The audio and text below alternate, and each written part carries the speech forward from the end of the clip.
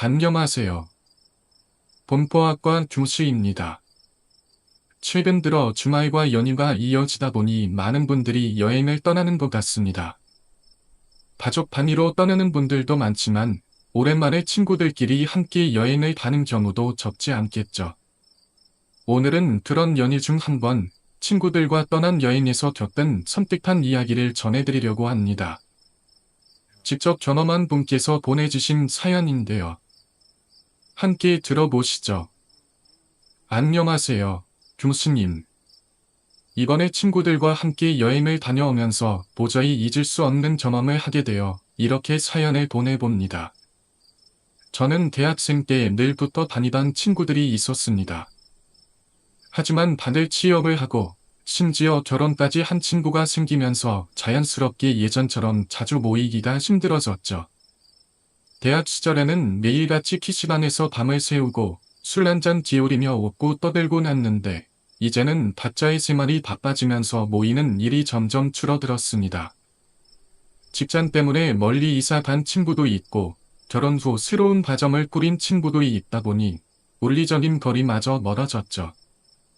그렇게 시간이 흘러 우리는 그날도 오랜만에 퇴근 후 만나기로 했습니다. 언제나 그렇듯 오랜만에 만난 우리는 예전 추억을 이야기하며 술을 마시기 시작했습니다. 한 잔, 두 잔 분위기가 무르익자 자연스럽게 예전 여행 이야기가 나왔죠. 술 기운에 취한 우리는 이렇게 모이기도 힘든데 이번 기회에 다 같이 여행이나 가보자는 이야기를 나누기 시작했습니다. 그런데 단순한 말로 끝내지 않기 위해 우리는 아예 날짜까지 정해버렸습니다. 분명 내일이 되면 술이 깨면서 모두 흐지부지 될 것 같았거든요. 그렇게 즉흥적으로 정해진 여행 계획, 우리는 강릉으로 떠나기로 했습니다. 여행 일정은 급하게 잡았습니다. 그러다 보니 숙소 예약도 물거리 계획도 전혀 없는 상태였습니다. 하지만 우리는 원래 그런 식으로 여행을 다녔기에 별 신경 쓰지 않았죠. 그냥 대충 고기 구워 먹을 수 있는 저렴한 펜션을 예약하고 물거리는 도착해서 정하자는 시기였습니다. 모두 일찍 퇴근한 후 차에 몸을 실었고 그렇게 우리는 강릉으로 향했습니다. 하지만 막상 강릉에 도착했을 때는 이미 밤이 짚어 있었습니다. 도착하자마자 근처 마트에서 이것저것 장을 보고 서둘러 숙소로 이동했죠. 이번 여행은 2박 3일 일정이라 다들 짐이 많았고 우리는 무거운 짐을 들고 펜션으로 향했습니다. 도착하자 펜션 주인 아저씨께서 우리를 반갑게 맞아주셨습니다. 미리 도착 시간을 알려드렸더니 마당에 바비큐 불까지 찌워놓으셨더군요. 아저씨는 TV 켜는 방법이나 난방 조절법 같은 것들을 설명해 주셨고 우리는 안으로 들어갔습니다. 펜션은 가격이 저렴한 것 치고는 꽤 괜찮아 보였습니다. 물론 오래된 구조였고 거실 하나에 방 하나, 그리고 화장실 하나나 딸려 있는 반칠한 구조였죠. 다들 짐을 거실 한쪽에 내려놓고 마당으로 나나 저녁 준비를 시작했습니다. 그런데 한 친구가 유독 펜션 곳곳을 돌아다니며 구석구석을 살피기 시작했습니다. 항상 어디를 가든 뭔가를 찾아내야 직성이 풀리는 친구였죠. 우리는 그저 웃으며 또 저러네 하고 넘겼는데 그 친구가 갑자기 다급한 목소리로 우리를 불렀습니다. 야, 이거 좀 봐. 우리는 처음에는 장난치는 줄 알았죠. 항상 과하게 리액션을 하는 친구였거든요. 하지만 뭔가 흥미로운 걸 발견한 듯한 그의 투정을 보니 호기심이 생겼습니다. 그래서 저와 다른 친구 하나가 그를 따라갔습니다. 그 친구는 안방 구석을 가리키고 있었습니다. 거기에는 오래된 문이 하나 있었는데 그 문에는 큼지막한 글씨로 이렇게 적혀 있었습니다. 절대 들어가지 마시오. 보통 관계자 매 출입 금지 같은 문구를 떠올릴 법한데 이 문장의 어투는 왠지 이상했습니다. 마치 이 문 너머에 정말로 뭔가가 있다는 듯한 느낌이 들었죠. 우리는 순간 긴장했지만 동시에 호기심이 일기 시작했습니다. 설마 그냥 충고겠지 나눌 생각이 들면서도 뭔가 찜찜했습니다. 그래도 우리는 여행 온 김에 호기심을 참을 수 없었고 결국 조심스럽게 문을 열어봤습니다. 그런데 문 안에는 아무것도 없었습니다. 다락방처럼 보이는 작은 공간 하나나 덩그러니 있었죠. 해리포터 영화에서 해리가 계단 아래 작은 방에서 지냈던 것처럼 약간 깎여진 구조였습니다. 이곳에 대체 왜 그런 문고가 붙어 있는지 이해할 수 없었죠. 발에 짐이 빠진 듯한 투정을 지으며 별거 아니네 하며 마당으로 다시 나왔습니다. 그렇게 바리큐를 즐기며 신나게 술을 마셨고 분위기는 점점 무르익어 갔습니다. 모두 치기가 올라오고 떠들었죠. 시간이 흘러 새벽이 가까워졌고 우리는 하나둘씩 정리를 시작했습니다. 그때부터 뭔가 이상한 일이 벌어지기 시작했습니다. 밤하니 너무 더운 겁니다. 창문을 활짝 열어두었는데도 열기가 식지 않았고 에어컨을 켰지만 미지근한 바람만 나왔습니다. 친구 한 명이 덥다고 짜증을 내며 계속 에어컨을 조작했지만 아무리 해도 시원한 바람이 나오지 않았죠. 하지만 이상한 일은 거기서 끝나지 않았습니다. 술이 취해 하나둘 잠들고 몇몇은 여전히 남아 술을 마시고 있었던 그때 갑자기 밤 한쪽에서 쿵쿵 하늘 소리가 들려왔습니다. 처음에는 누군가 장난치는 줄 알았습니다. 하지만 자는 친구들은 꿈쩍도 하지 않았고 우리끼리 선호를 바라봤자 그 순간 바닷밤처럼 보였던 그늘공단의 문이 천천히 아주 천천히 열리고 있었습니다. 그 친구는 밤새도록 덥다고 투덜거리다가 결국엔 시원한 곳을 찾겠다며 집안 곳곳을 뒤지기 시작했다. 마치 어디든 몸을 식힐 수 있는 장소를 찾아야만 한다는 듯 불안한 눈빛을 하고 있었다. 그러다가 결국 아까 우리가 발견했던 절대 들어가지 말 것이라는 경고가 적힌 방으로 들어가 이불을 깔고 눕는 것이었다. 너 진짜 거기서 잘 거야? 누군가 웃으며 말렸지만 그는 이미 결심한 듯했다. 여기가 제일 시원해. 그냥 잘래. 그가 왜 그렇게까지 하는지 이해가 가지 않았지만 오죽 더우면 저러겠냐 싶어 결국 내버려 두고 우리는 계속 술을 마셨다. 술이 고파서 마시는 것도 아니고 오랜만에 친구들과 함께라 그런지 분위기가 좋아서 더 마시게 되는 날이었다. 그렇게 술자리가 마무리되고 각자 아무렇게나 흩어져 잠을 청했다.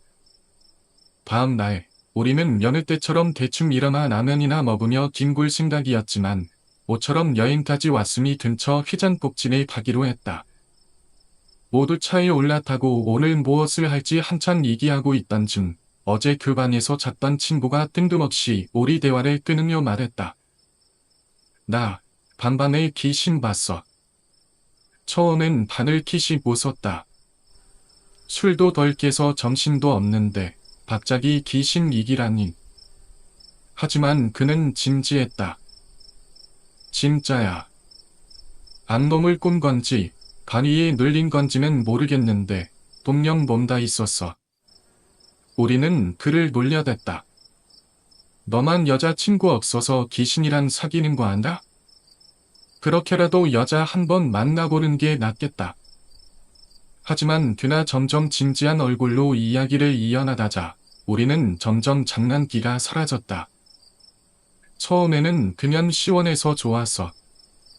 밖에서는 너희가 떠드는 소리가 계속 들리는데 그 밤 안에 있는 하만 씨는 차가웠고 오늘 밖으로 내놓은 상반 씨는 여전히 더웠거든.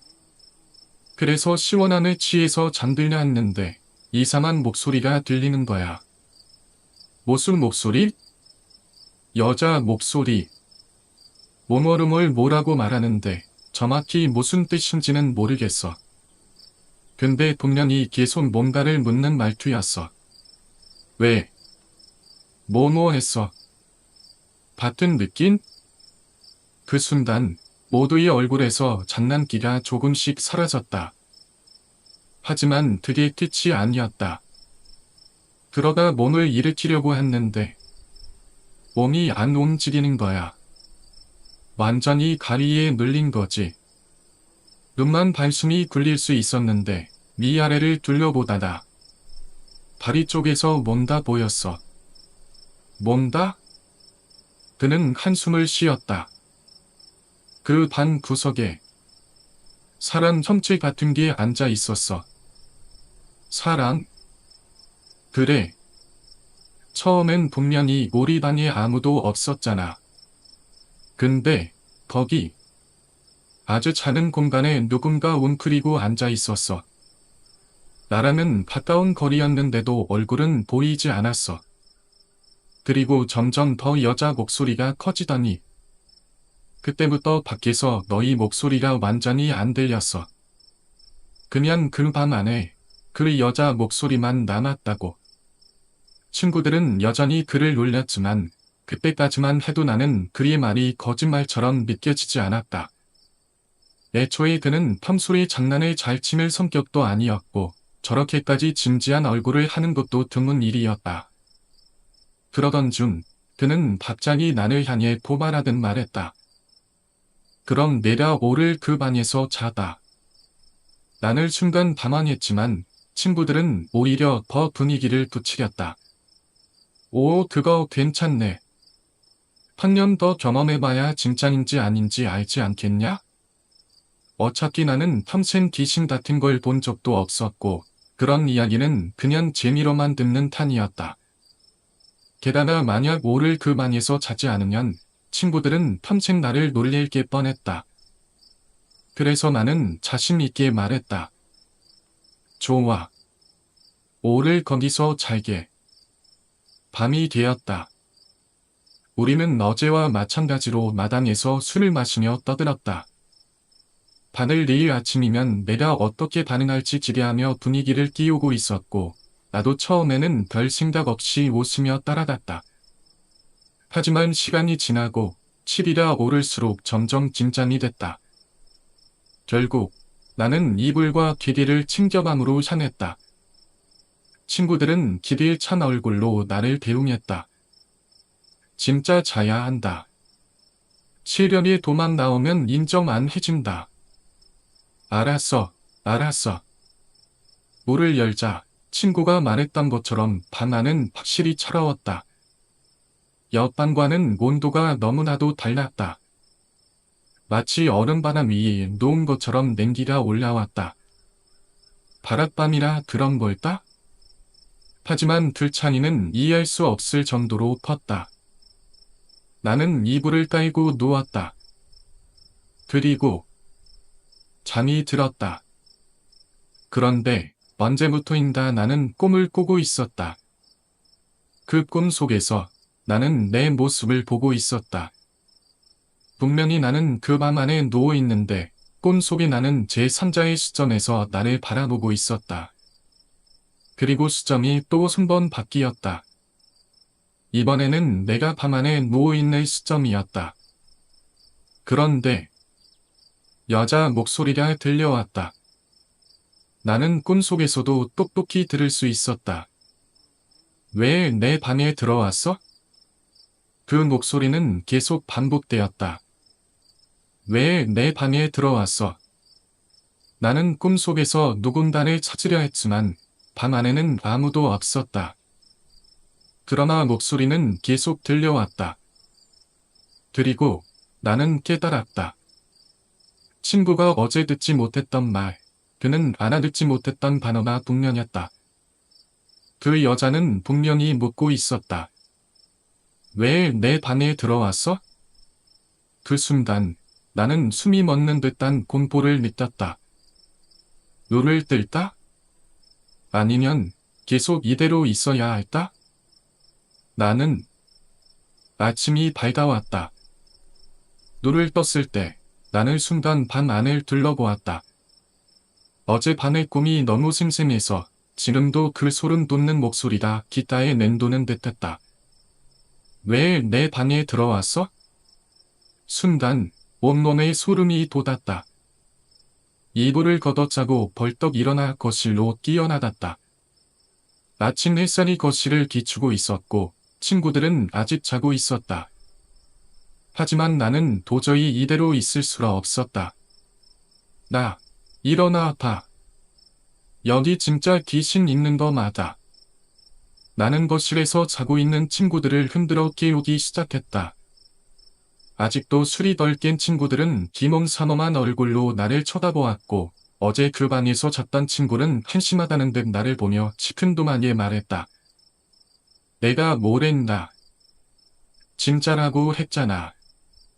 그 말에 다시금 어젯밤의 기억이 되살아났다. 꿈인지 현실인지 모를 그 순간, 몸을 움직일 수 없었던 공포, 그리고 귀신의 목소리. 모든 조각들이 하나씩 맞춰지고 있었다. 그 방이 진짜 몬다나 있는 장소라는 말. 나는 아침 내내 친구들에게 그 이야기를 반복했다. 어젯밤 내가 들었던 그 목소리를, 다리에 눌려 몸을 움직일 수 없었던 순간을, 그리고 나를 내려다보는 보이지 않는 존재를. 그제야 친구들도 조금씩 긴장하는 분위기가 되었다. 아침 식사를 마친 뒤 우리는 퇴실 준비를 하면서도 계속 그 밤 앞을 기웃거렸다. 평소 같았으면 대수롭지 않게 넘겼을 텐데 이제는 그 물을 바라보는 것만으로도 왠지 모를 소름이 돋았다. 진짜 거기서 무슨 일이 있었던 거 아냐? 그 방이 원래 뭔 용도로 쓰였던 거야? 진짜 여자 귀신이 있는 거면 대체 왜 계속 저기 있는 거지? 결국 우리는 이 모든 것의 진실을 펜션 지인 아저씨에게 직접 물어보기로 했다. 퇴실 시간에 맞춰 지인 아저씨에게 전화를 걸었지만 그는 바쁜지 전화를 받지 않았다. 몇 번의 시도 끝에 겨우 통화가 되었지만 그의 반응은 뜻밖이었다. 그 방 들어가지 말라고 했잖아. 왜 그랬어요? 목소리에는 명백한 짜증과 불쾌함이 섞여 있었다. 아, 아니, 저희가 들어간 게 아니라 그냥 물이 있어서 궁금해서요. 나는 방안에서 둘러댔다. 그러자 그는 한숨을 쉬며 말했다. 그 방은 원래 손님이 들어가면 안 되는 곳이에요. 괜히 들어가서 이상한 일 생겨도 내가 책임 못 져요. 그 말을 끝으로 그는 전화를 끊어버렸다. 나는 순간 등골이 서늘해졌다. 책임 못 져요. 그 말은 그 방에서 무언가 이상한 일이 일어나도 전혀 이상하지 않다는 뜻이었다. 차에 있던 친구들에게 이 이야기를 전하자 모두 심각한 얼굴이 되었다. 나, 뭔가 있는 거 맞는 것 같은데? 그 아저씨 딸이 거기서 죽은 거 아니야? 아니면 거기 원래 누가 살았던 귀신이 있는 거 아니냐? 철아는 갑자기 조용해졌다. 지금까지는 그냥 소름 돋는 점원 정도로만 생각했지만 주인 아저씨의 반응과 친구들의 지침을 듣고 나니 그만이 단순한 바랏반이 아니라는 확신이 들었다. 천하 펜션을 떠나 멀어질수록 나는 뒤를 돌아봤다. 그만은 아직도 그 자리에 있을 것이다. 그곳에는 여전히 왜 내 방에 들어와서 라고 말하는 그 목소리가 남아 있을지도 모른다. 그리고 나는 아직도 그만이 왜 존재하는지, 그리고 왜 귀신이 거기 있는지 궁금하다. 하지만 한 가지는 확실하다. 그 방을 건드린 순간 절대로 좋은 일은 일어나지 않는다. 번에 또 다른 이야기. 그 이야기를 들은 후 나는 귀신에 대한 관심이 많아졌다. 그러던 어느 날 나는 또 하나의 섬뜩한 경험을 하게 되었다. 나는 중학생 때 여느 또래 아이들처럼 먹는 것을 좋아했다. 쉬는 시간마다 매점에 가서 빵을 사 먹었고 학교할 때도 간식을 손에 들고 다니는 게 일상이었다. 그런데 그날은 평소와 조금 달랐다. 학교 앞에서 빵을 먹으며 걸어가던 중 갑자기 낯선 사람이 나를 불렀다. 너. 나는 멈춰 섰다. 그 사람은 젊은 여자였다.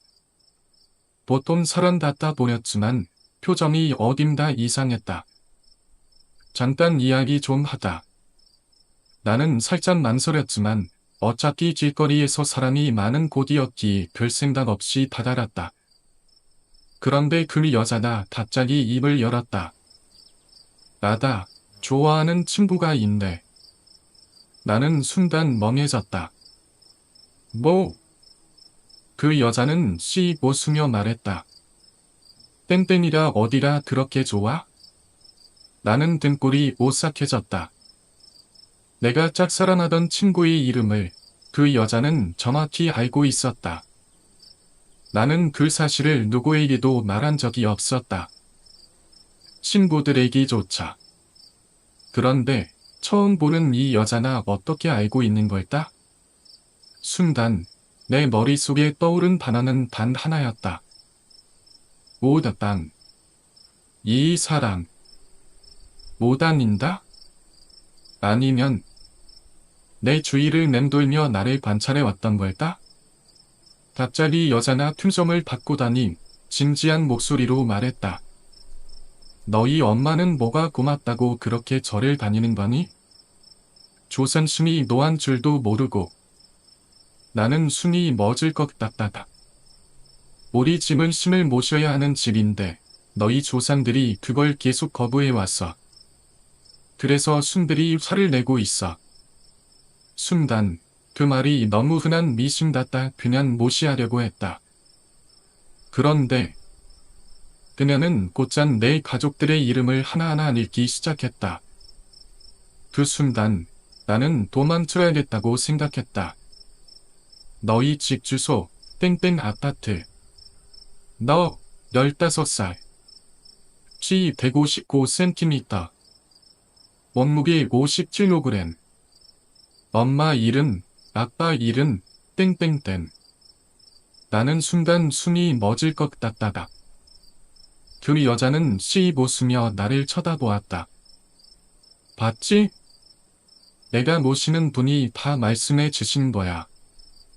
이래도 안 믿을래? 그녀의 목소리는 너무나도 기분 나쁘게 들렸다. 낄낄거리는 그 웃음소리는 마치 내 몸 안으로 파고드는 듯했다. 나는 본능적으로 위험하다는 걸 직감했다. 지금 반잔 도망쳐야 한다. 하지만 몸이 얼어붙어 버렸다. 어디로 도망가야 하지? 그냥 달려야 하나? 그 순간 어디선가 다가오는 발소리가 들렸다. 너 여기서 뭐해? 선생님이었다. 나는 선생님의 얼굴을 보는 순간 거의 본능적으로 델투델투 제발 도와주세요. 델투델투라는 눈빛을 보냈다. 다행히 선생님은 상황을 빠르게 파악한 듯 담아하지 않고 자연스럽게 말했다. 언니, 퇴근하면 같이 가자고 했잖아. 선생님은 마치 우리가 가족인 것처럼 행동하며 나를 보호해 주었다. 나는 그제야 긴장이 풀리며 선생님의 손을 꼭 잡았다. 선생님은 나를 거리 끌다시피 데리고 가셨고 나는 길을 힐끔 돌아보았다. 그 여자가 따라오지는 않았다. 우리는 한참을 걸었다. 선생님이 내 손을 잡고 아무 말 없이 길을 걷는 동안 나는 몇 번이고 뒤를 돌아봤다. 다행히 그녀는 사라진 듯했다. 조금 걷다가 큰 길로 나오자 선생님이 조용히 물었다. 괜찮아?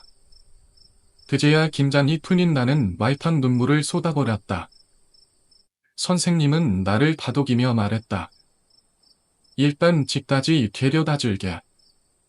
걱정하지 마. 나는 집까지 선생님과 함께 걸었다. 마침 부모님이 늦게까지 일하는 날이었고 선생님은 무려 밤 10시까지 나와 함께 있어 주셨다. 나는 선생님께 그 여자나 했던 말과 행동을 설명했다. 선생님은 조용히 듣다가 고개를 끄덕였다.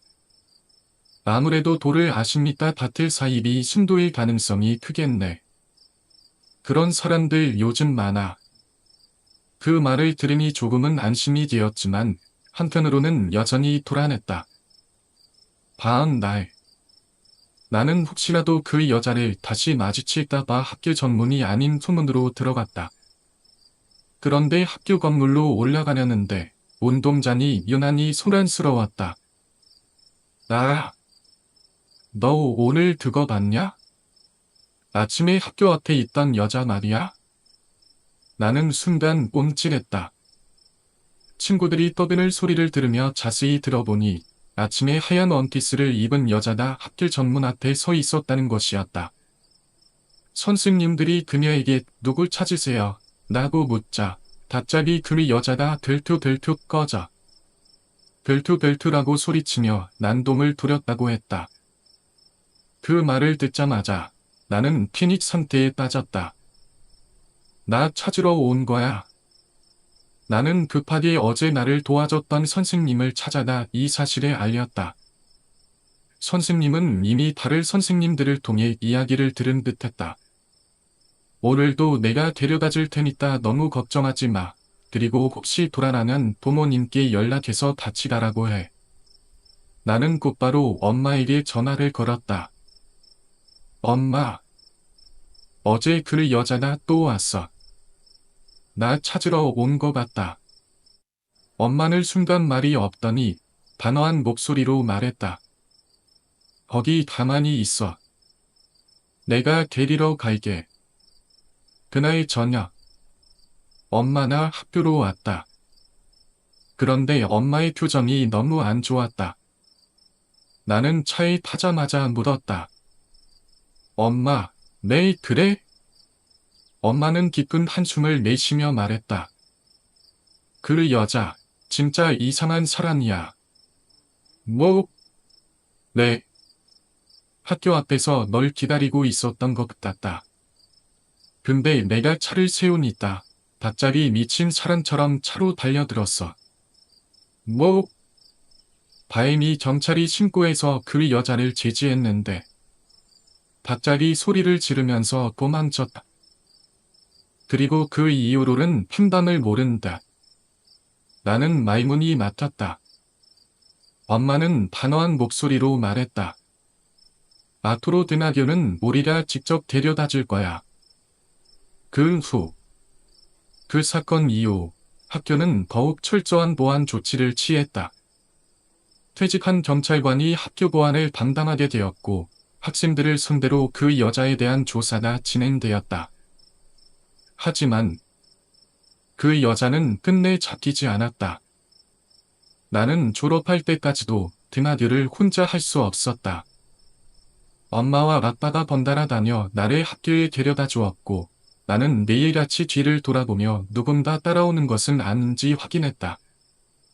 그리고 나는 아직도 그 여자가 왜 나를 알고 있었는지 모른다. 단순한 사입이 신도였을까? 아니면 그녀는 정말로 별표 뭔가를 볼 수 있는 사람 별표이었을까? 만약 그렇다면 그날 그녀가 나에게 했던 마지막 말이 떠올랐다. 너희 엄마는 뭐가 고맙다고 그렇게 절을 다니는 거니? 조산심이 노한 줄도 모르고. 그때는 무시했지만 지금 다시 생각해보면 그 말이 너무나도 섬뜩하다. 이야기는 여기까지입니다. 귀신도 아닌 게 사람을 이렇게까지 무섭게 만들 수 있을까요? 누군가 나에 대해 내가 말하지 않은 정보까지 알고 있다면 당신은 어떻게 하시겠습니까? 그리고 그 사람이 끝까지 당신을 쫓아다닌다면? 저주받은 무당의 집.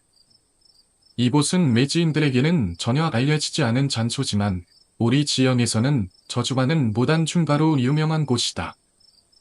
산중턱이 위치한 이 집은 한때 유명했던 보부 무당이 살던 곳이었다. 왼편에는 오래된 아파트 단지가 있었고 오른편에는 도로를 따라 교회가 서 있었다. 이 집이 저주받은 집으로 불리게 된 건 한때 위험하다고 소문났던 보부 무당이 벌을 받아 죽었기 때문이다. 오속인들은 원래 함부로 남을 저주하는 행위를 하면 신이 노해서 벌을 내린다고 한다. 이 도불은 처음에는 신도들을 도와주며 이름을 알렸지만 점점 돌에 눈이 멀어갔다. 1970년대 초반, 일은 거인을 받고 사람을 저주하는 부적을 만들어 팔기 시작했다. 그리고 그 대가로 벌을 받았다. 첫 번째 죽은 불타 죽은 부인. 부인 무속일은 뒷산에서 튀나 의식을 진행하고 있었다. 신도들에게 받은 돈으로 리씨를 치르던 그녀는 마지막 순서로 델투 하잔치기, 불을 이용한 리씨, 델투를 하던 중이었다. 그런데 그 순간 그녀의 옷에 불이 붙었다. 다른 무속인들과 악사들이 주변에 있었지만 이상하게도 아무도 움직이지 않았다. 부임이 불에 휩싸여 고통스럽게 몸부림치는 동안 그 자리에서 돕던 모든 사람들이 마치 무언가에 홀린 듯 그녀를 바라볼 뿐이었다. 기면 소리가 점점 잦아졌고 연기와 함께 그녀의 몸은 파들어갔다. 정신을 차렸을 때는 이미 부임이 새까맣게 타 죽은 뒤였다. 두 번째 죽음 잣두리에서 떨어진 난탄. 보통 배우자나 그렇게 끔찍한 죽음을 맞이하면 정신을 차릴 법도 한데 난탄은 그렇지 않았다. 그는 부임의 죽음을 애도하기는커녕 여전히 신도들에게 돈을 받고 저주의식을 진행했다. 그러던 어느 날 신겸, 신내림 증상이 온 사람에게 내림굿을 해주던 중이었다. 그는 잣도를 받고 신내림 의식을 진행하고 있었는데 갑자기 몸이 앞으로 기울더니 그대로 뒤로 넘어졌다. 머리가 그대로 바닥에 부딪혔고 조개골이 강하게 충격을 받으며 매진탕으로 직사했다. 무속인들 사이에서는 벌전이라 불렀다. 신을 욕되게 하고 볼을 위해 남을 저주한 대가로 받은 벌.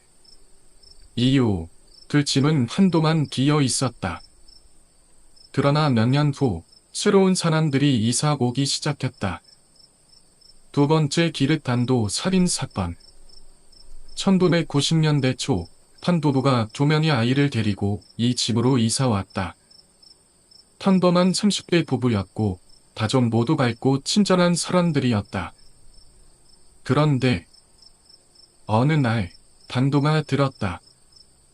아내는 2층 계단에서 눈에 탈이 박힌 채 발견되었다. 마치 누군가가 일부러 잔인하게 살해한 것처럼 보였다. 남편은 부엌에서 목이 깊게 뒤인 채 발견되었고 피가 멈추지 않아 반학 전체가 피바다나 되었다고 했다. 그리고 아이들.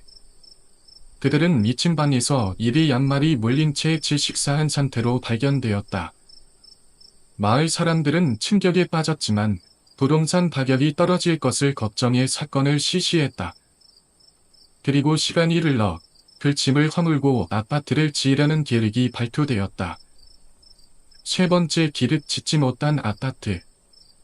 건설업체는 철거를 시작하려 했지만 그 집만큼은 절대 무너뜨릴 수 없었다. 공사만 시작하면 사고가 났다. 길이가 멈추고 크레인이 넘어졌고 심지어 작업자들이 사망했다. 결국 건설업체는 그 집만 남겨둔 채 주위로 아파트를 지었다. 아무도 살지 않는 그 집만이 마치 성처럼 덩그러니 남겨졌다. 네 번째 기륵 또 다른 가족. 2년 후 또 다른 가족이 이사왔다. 이번에는 40대 부부와 그들의 아들, 그리고 할아버지가 함께였다. 처음에는 평범하게 보였지만 점점 이상한 일들이 벌어졌다. 할아버지가 며느리의 블라우스를 입고 동네를 돌아다녔다. 아들이 학교에서 이상한 행동을 하기 시작했다. 책상에 머리를 박고 웃거나 여자 화장실에 몰래 숨어 있다가 여학생들을 놀라게 했다. 심지어 창고에서 죽은 쥐를 마치 아기처럼 안고 다녔다. 부부도 점점 서로 싸우기 시작했다. 예전에는 다정했던 부부가 매일같이 머리끄덩이를 잡고 싸웠다. 이상한 기운이 감돌았다. 그러던 어느 날 마을의 한 어른이 가족들에게 말했다. 이 집이 원래 어떤 곳인지 알고 있나? 무단 부부가 죽은 집이야.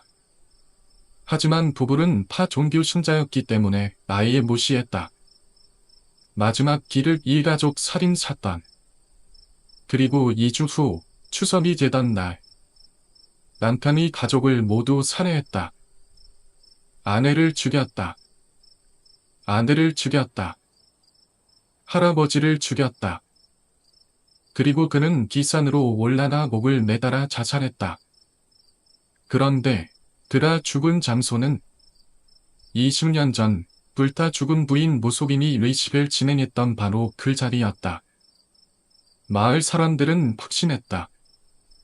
이건 무당 도불의 저주다. 그 이후 마을의 죽음. 그 뒤로는 아무도 그 집에 살지 않았다. 하지만 동네 사람들도 점점 죽어나가기 시작했다. 처음에는 노인들이 하나둘 세상을 떠났다. 사람들은 연세가 많으니 어쩔 수 없지라고 생각했다. 그런데 젊은 사람들마저 이유 없이 살아나기 시작했다. 2주에 한 명씩 점점 사람들이 죽어나갔다. 마을 이장은 결국 무속인을 불러 구술하기로 결심했다. 그러나 굿이 진행되던 중 무속인은 갑자기 이상한 목소리를 내며 소리쳤다. 이 집은 내 거야. 아무도 들어올 수 없어. 이 집을 건드리는 자들은 씨를 말려버릴 것이다.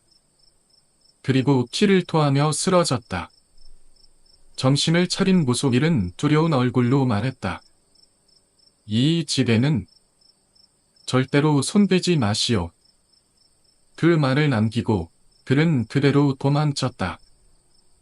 그리고 지금 그 집은 여전히 산짐덩이에 남아있다. 지금도 그곳에서는 이상한 기운이 흐른다고 한다. 저주받은 무당의 집 끝나지 않은 이야기.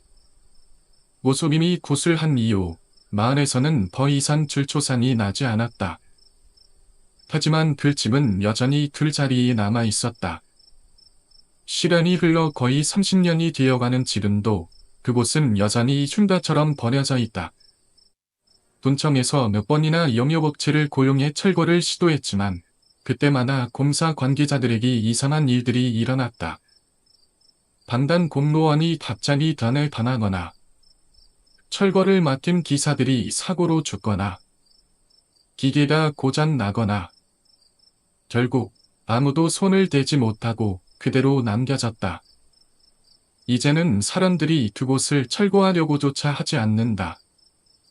마치 그 집이 스스로 존재를 지키고 있는 것처럼. 이 사건 이후 나는 귀신을 믿게 되었다. 안녕하세요. 저는 오랫동안 공포학과를 수강하고 있는 학생입니다. 살면서 한 번도 귀신을 본 적도 느껴본 적도 없는 사람이었지만 이 사건을 계기로 이 세상에는 귀신이 있을 수도 있겠다는 생각을 하게 되었습니다. 아니, 더 정확히 말하면 이 사건 때문에 귀신이 정말로 존재한다는 걸 믿게 되었습니다. 고등학교 시절의 친구, 아이랑 저는 서울의 한 여자 고등학교를 졸업했습니다. 다른 여학생들과 똑같이 수업이 끝나는 친구들과 학원 가기 전에 놀다가 학원이 끝나는 자기 전까지 친구들과 어울리곤 했죠. 특히 저와 친한 친구 중 하나가 아영이었습니다. 아영이는 중학교 때부터 친했던 친구였고 고등학교도 같은 학교에 입학하면서 더욱 가까워졌습니다. 서로의 부모님까지 알고 지낼 정도로 오래된 친구였죠. 고등학교 3학년이 되어 수능이 다가오면서 우리 모두 공부에 집중하기 시작했습니다. 하지만 아영이는 우리와는 조금 다른 삶을 살고 있었습니다. 완벽한 모범생, 그리고 그녀의 어머니. 아영이는 늘 완벽한 모범생이었습니다. 성적도 항상 전교권을 유지했고 정갈한 태도와 단정한 외모까지 선생님들도 인정하는 모범적인 학생이었죠.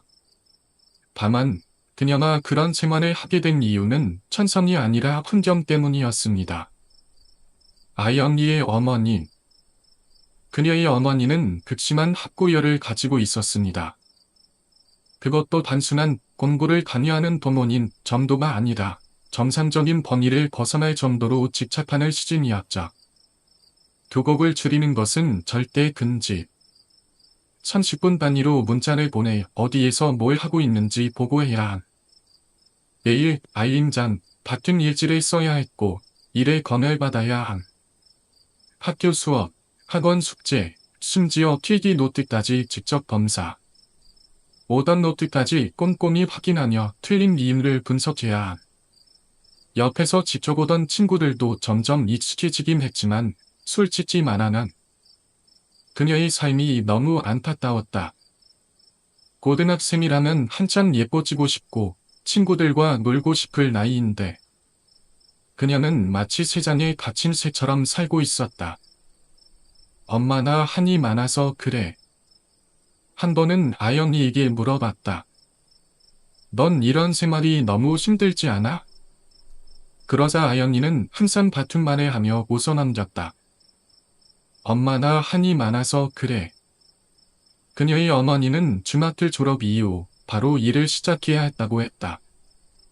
공부도 하고 싶었고 대학도 가고 싶었지만 환경이 허락하지 않았다. 그녀는 평생 공부를 제대로 못한 한을 품고 살아왔고 그 한을 아영이에게 쏟아부은 것이었다. 아영이는 둘 사실을 너무나도 잘 알고 있었고 그래서인지 단 한 번도 불만을 표하지 않았다. 어머니의 기대를 저버리지 않기 위해 그녀는 늘 묵묵히 시키는 대로 살았다. 그리고 수능이 끝난 후 수능이 끝나고 아영이는 명문대에 합격했다. 우리 중 몇몇은 반단제로 재수를 하게 되었지만 그녀는 단단히 대학생이 되었다. 하지만 대학에 들어간 뒤 우리는 자연스럽게 멀어지기 시작했다. 각자의 목표가 달랐기 때문이었다. 2년 후 나도 대학에 들어갔고 다시 친구들과 만날 기회가 생겼다. 이제는 가끔 만나 예전처럼 수다를 떨고 남자친구 이야기도 하고 대학 생활에 대해 이야기했다. 그러던 어느 날 단체 채팅방에서 아영이가 말했다. 나 유학하게 됐어. 그 이후 연락이 끊기다. 아영이는 해외 유학을 떠났다. 공부를 워낙 잘했던 친구였으니 당연히 해외에서도 인정받으며 잘 지낼 거라 생각했다. 처음에는 종종 연락이 왔다. 하지만 점점 시간이 지나면서 우리는 더 이상 그녀와 연락하지 않게 되었다. 그저 자연스럽게. 그때까지만 해도 그녀가 그렇게 사라질 거라고는 생각하지 못했다. 그리고 그녀가 사라졌다. 2년, 2년. 시간이 흘러갔다.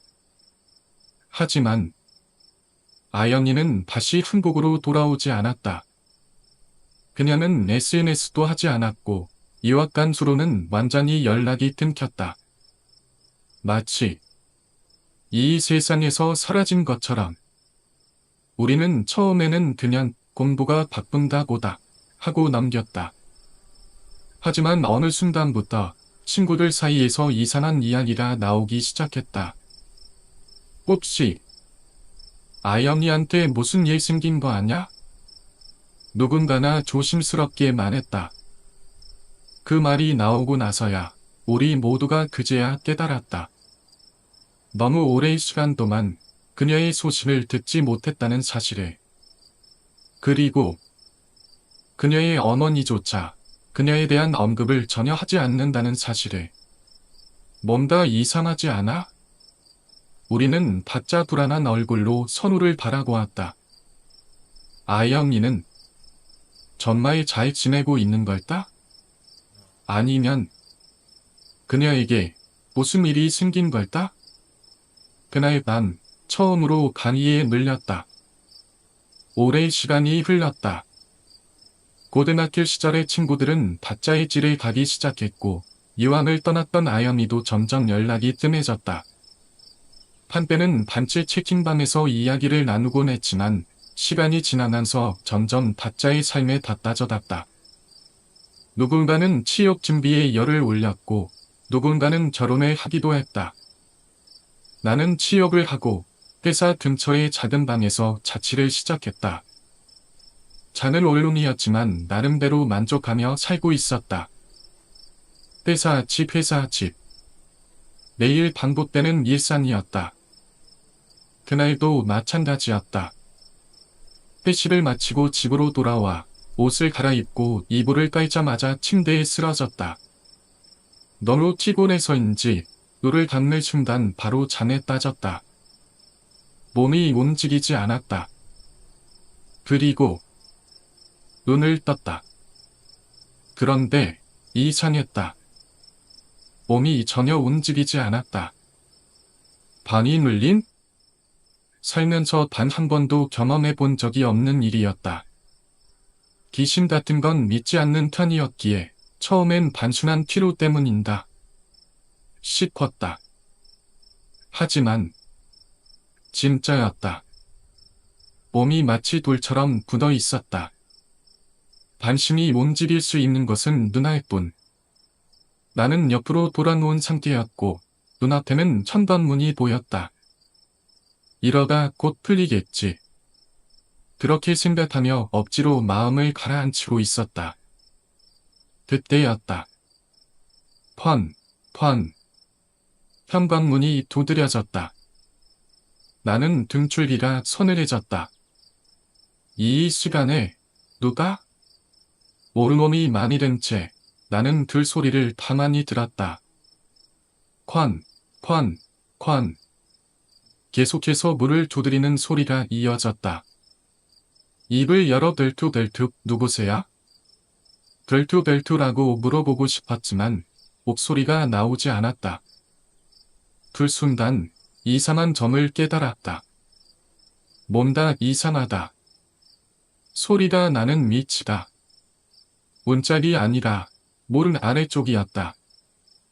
누군가 손으로 두드리는 것도 아니고 발로 차는 것도 아니었다. 바로 바닥에서 문 아래쪽을 판판 두드리고 있었다. 뭐야? 나는 숨을 멈췄다. 그제야 깨달았다. 이건 사람이 낼 수 있는 소리가 아니다. 문을 두드릴 때 손이나 발을 사용하면 당연히 문 중간 부분에서 소리가 날 것이다. 하지만 이 소리는 바닥과 맞닿은 문 아래쪽에서 들려오고 있었다. 마치 누군가가 바닥에 엎드려서 안쪽으로 기어들어오려는 것처럼. 그 사실을 깨닫는 순간 나는 전신에 소름이 돋았다. 이게 뭔가 잘못됐다. 나는 몸을 움직이려고 발버둥 쳤지만 단 1mm도 움직이지 않았다. 쾅. 순간 빙음이 들리며 현관문이 활짝 열렸다. 나는 심장이 멎는 듯한 공포를 느꼈다. 뭐야? 입은 열리지 않았지만 머릿속으로는 기명이 울려 퍼졌다. 현관문 너머로 보이는 것은 새까만 어둠. 아무것도 없었다. 그곳은 마치 검은 먹물을 뿌려놓은 보아지처럼 완벽하게 새까맸다. 기조차 숨겨버린 듯한 아무것도 보이지 않는 어둠이었다. 나는 숨을 쉴 수도 도망칠 수도 없었다. 그저 눈을 도릅뜨고 그 어둠을 바라볼 수밖에 없었다. 그리고 울떡 아래에서 꿈틀거리는 것. 1분쯤 지났을까. 눈앞에는 여전히 검은 어둠이 가득했다. 그러던 순간 스르 울떡 아래에서 뭔가 꿈틀거리기 시작했다. 나는 본능적으로 숨을 멈췄다. 뭔가가 천천히 기어 올라오고 있었다. 나는 몸이 얼어붙은 채 그 모습을 지켜볼 수밖에 없었다. 그리고 그것과 눈이 마주쳤다. 사람? 처음엔 그것이 사람이란 걸 알아차리지 못했다. 그저 기이한 천체라고 생각했다. 하지만 그것의 얼굴이 드러나는 순간 나는 절망했다. 아이언? 그것은 아이언이었다. 하지만 내가 기억하는 그녀가 아니었다. 머리카락은 젖은 채로 얹혀 있었고 얼굴은 창백하게 질려 있었으며 눈동자는 마치 초점이 없는 시체처럼 공허했다. 그녀는 문턱이 기어 올라오면서 천천히 입을 열었다. 그리고 나 힘들어. 나는 비명을 지르려고 했지만 목소리가 나오지 않았다. 그녀의 입에서 새까만 무언가가 흘러나오고 있었다. 그것이 천천히 나를 향해 다가오기 시작했다. 그것이 다가오고 있었다. 나는 숨을 쉴 수조차 없었다. 눈앞에 보이는 것은 시야얀 눈동자. 그것뿐이었다. 온 배경이 새까만 어둠으로 덮여 있었고 마치 눈동자만 공중에 떠있는 듯한 착각이 들 정도였다. 하지만 그것이 점점 위로 올라오면서 나는 점차 그 형체를 확인할 수 있었다. 머리가 긴 여자. 그리고 그녀는 기어서 오는 것이 아니었다. 바닥에 완전히 붙어 있었다. 마치 벽에 붙어 있는 그림처럼 몸이 바닥과 하나가 되어 기어오고 있었다. 이게 뭐야? 나는 입을 열고 싶었지만 여전히 목소리는 나오지 않았다. 그것은 너무나도 느리게 천천히 나를 향해 기어오고 있었다. 제발 빨리 와서 끝나기라도 했으면 좋겠다. 그렇게 생각할 정도로 그것의 움직임은 끔찍하게 느렸다. 그리고 내 눈앞 2미터 거리까지 다가왔을 때 나는 깨달았다. 그것은 아영이었다. 아영아. 왜 그래? 나는 반절이 말하고 싶었다. 하지만 내 입은 떨어지지 않았다. 그녀는 내 눈앞에서 멈춰 서 있었다. 희미한 표정, 초점 없는 눈동자, 마치 그곳에 존재하지 않는 것처럼. 나는 필사적으로 몸을 움직이려 했지만 여전히 아무것도 할 수 없었다. 그녀가 나를 응시하고 있는 순간 나는 눈을 질끈 감아버렸다. 이제 곧 무언가가 다를 것 같다. 그리고 다시 눈을 떴을 때 아침이 밝아 있었다. 방 안으로 햇빛이 들어오고 있었다. 나는 침대 위에 그대로 누워 있었다. 뭐야? 그 모든 것이 꿈이었나? 하지만 너무 생생했다. 그녀가 바닥을 스르르 지어오던 모습, 펌긴 눈동자, 나를 향해 다가오던 그 감각이 아직도 피부에 남아 있었다. 나는 몸을 일으켰다. 출구를 해야 하는데 움직일 수가 없었다. 내가 방금 경험한 것이 단순한 악몽일까? 아니면 진짜로 무언가가 나를 찾아온 걸까? 나는 화장실로 가서 머리를 감았다. 하지만 물을 뒤집어 쓴 채 거울을 보고 있는데도 등 뒤에서 누군가 나를 쳐다보고 있는 것 같은 기분이 들었다. 머리를 제대로 헹굴 수도 없었고 결국 제대로 말리지도 못한 채 그대로 짐을 뛰쳐나왔다. 불길한 예당.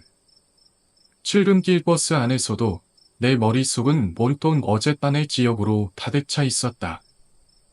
혹시 아영이한테 무슨 일이 생긴 건 아닐까?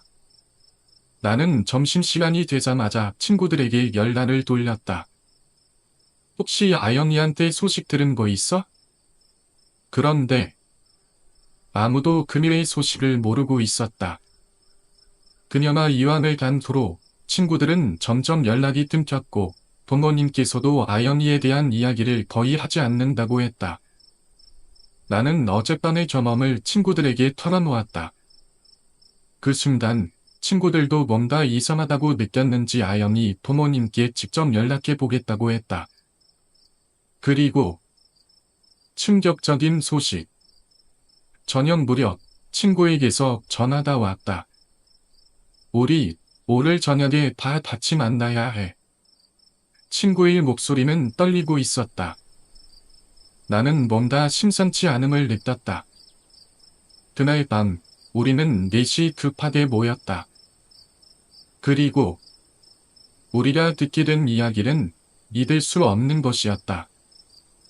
아연이다. 죽었대. 그 말을 듣는 순간 나는 숨이 멎을 것 같다.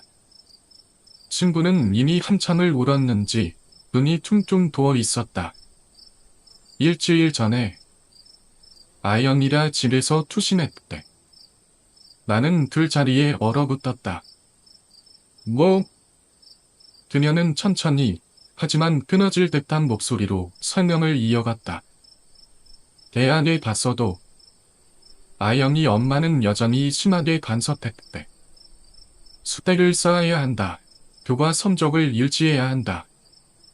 심지어 유학도 강제로 간 거였고.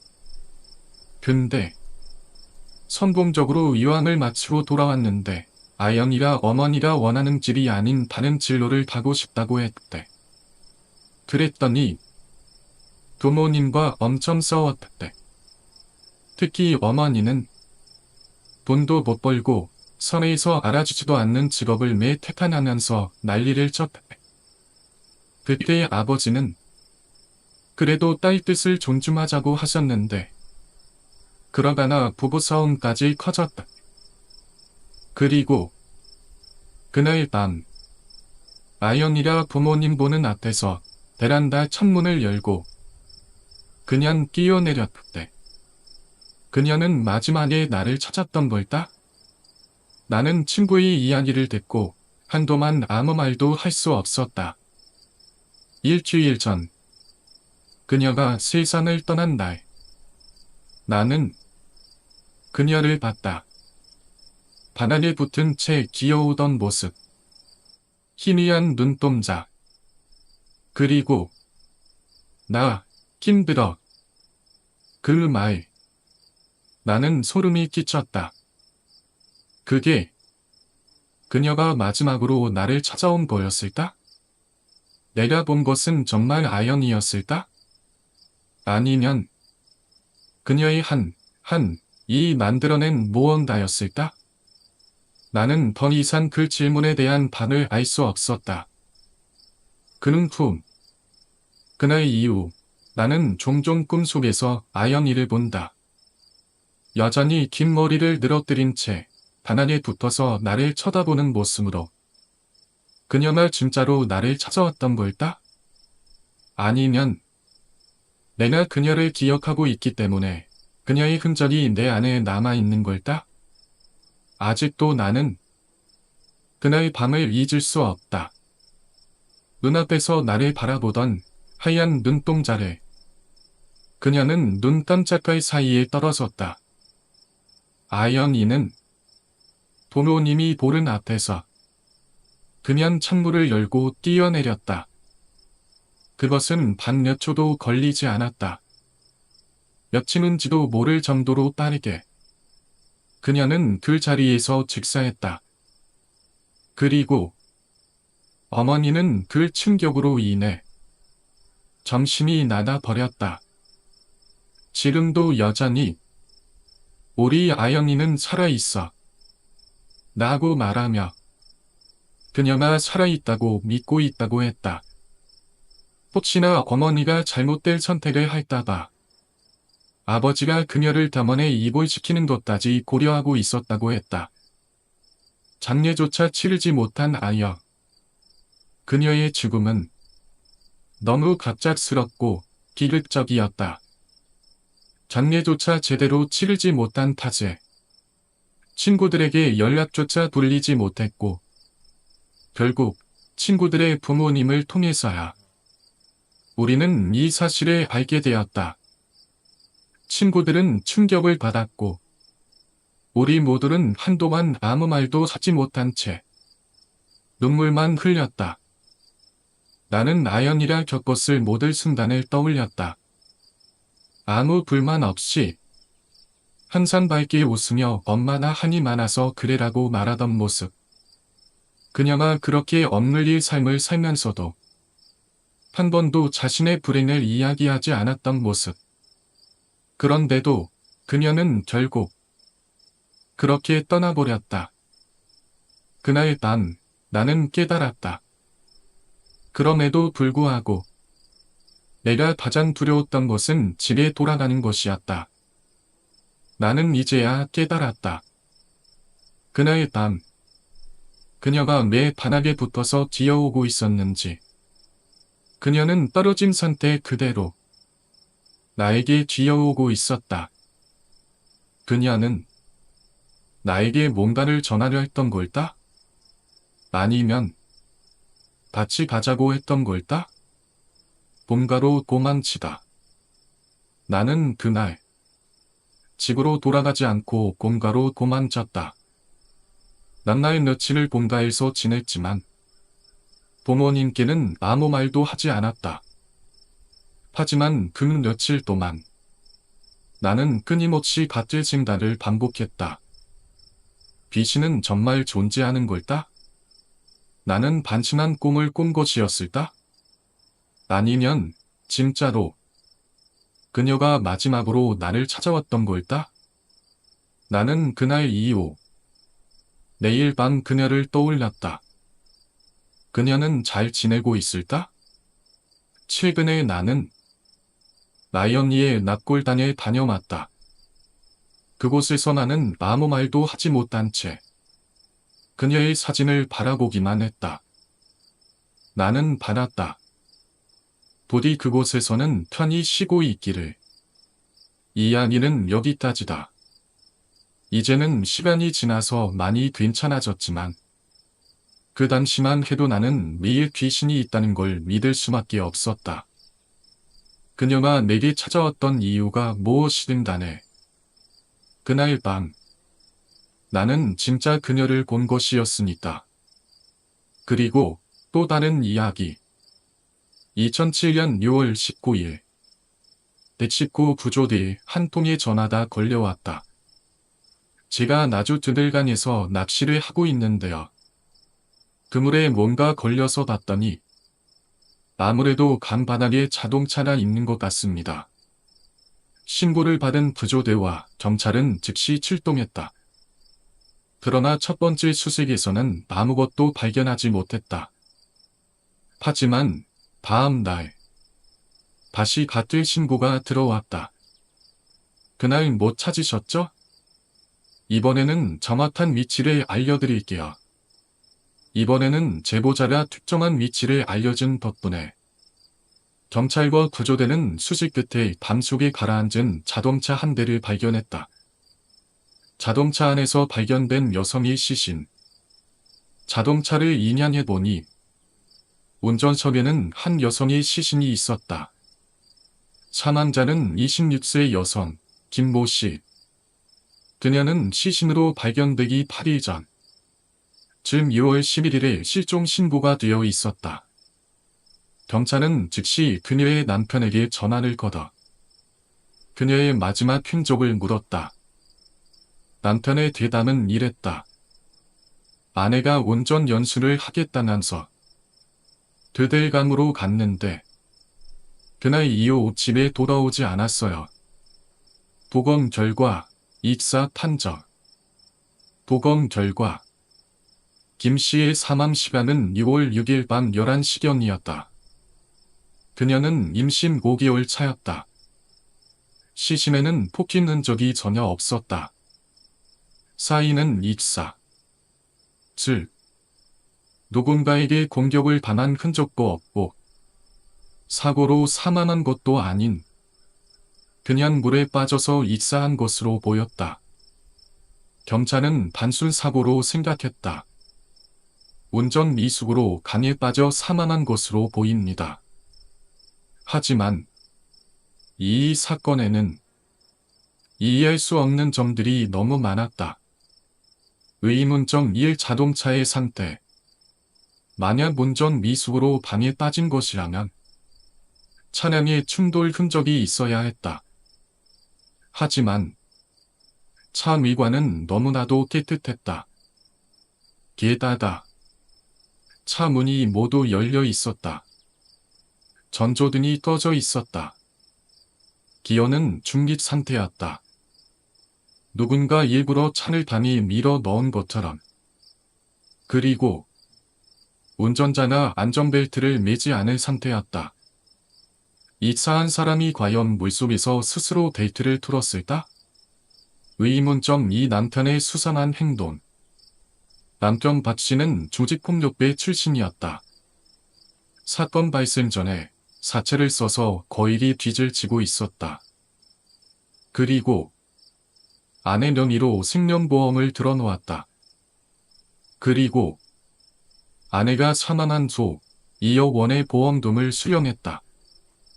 그의 행동은 너무나도 수상했다. 하지만 이것만으로는 그를 거민으로 단정할 수 없었다. 의문점 3 진유한 제보자. 제보자의 행동도 이상했다. 보통 신고는 한 번으로 끝난다. 하지만 그는 경찰이 찾지 못하자 다음 날 다시 전화를 걸었다. 그리고 경찰이 신원을 묻자 그는 마치 자신의 이름을 들키고 싶지 않은 듯 곧바로 전화를 끊어버렸다. 그는 누구였을까? 그리고 그는 왜 이 시신을 찾아내야만 했을까? 그날 밤 나는 담위에 눌려 머무름직일 수 없었다는 만 단순히 볼릴 수 있는 상태였고 현관문을 바라보다 있었다는 때가 1미터까지 다가왔을 때 나는 그녀가 누구인지 알아버렸다. 그것은 아영이었다. 나는 입을 열어 아영만을 그래라고 묻고 싶었지만 는 천천히 입을 열었다. 들컥들컥 나 힘들어. 나는 비명을 지르고 싶었지만 몸이 움직이지 않았다. 그녀는 계속 다가오고 있었다는 앞에서 나를 바라보며 입을 천천히 우리 오늘 저녁에 다 같이 만나야 해. 나는 불길한 예감을 느꼈다는 알밤 우리는 매시급하게 모였다. 그리고 우리가 듣게 된 이야기는 믿을 수 없는 것이었다. 아영이가 죽었대. 나는 숨이 멎을 것 같았다. 일주일 전에 아영이가 집에서 투신했대. 나는 그 자리에 얼어붙었다. 친구는 이미 한참 울었는지 눈이 퉁퉁 부어 있었다. 대학에 가서도 아영이 엄마는 여전히 심한 일간서 택배 수팩 쌓아야 한다. 교과 성적을 잊어야 한다. 심지어 유학도 강제로. 근데 성공적으로 유학을 마치고 돌아왔는데 아영이가 어머니가 원하는 길이 아닌 다른 진로를 가고 싶다고 했대. 그랬더니 부모님과 엄청 서운대. 특히 어머니는 돈도 못 벌고 섬에서 알아주지도 않는 직업을 택하냐면서 난리를 쳤대. 그때 아버지는 그래도 딸 뜻을 존중하자고 하셨는데 그러다 다부부 싸움까지 커졌대. 그리고 그날 밤 아영이가 부모님 보는 앞에서 베란다 창문을 열고 그냥 뛰어내렸대. 나는 할 말을 잃었다는 깜짝할 사이에 떨어졌고 그 자리에서 즉사했다. 어머니는 그 충격으로 정신이 나가버렸다. 지금도 여전 우리 아영이는 살아있어. 나고만하며 그녀가 살아있다고 믿고 있었다. 혹시나 어머니가 잘못된 선택을 할까봐 아버지가 그녀를 병원에 입원시키는 거 비심은 정말 존재하는 걸까? 나는 그날 이후 매일 밤 그녀를 떠올렸다. 최근에 나는 아영이 납골단에 다녀왔다. 그곳에서 나는 아무 말도 하지 못한 채 그녀의